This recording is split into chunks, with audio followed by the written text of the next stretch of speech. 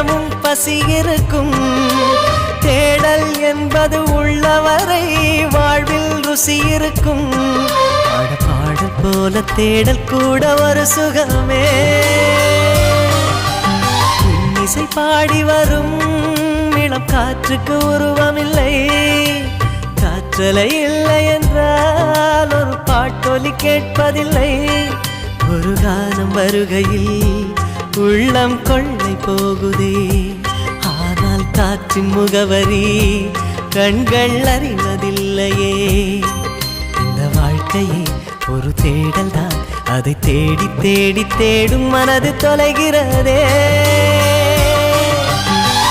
இசை பாடி வரும் இளம் காற்றுக்கு உருவமில்லை.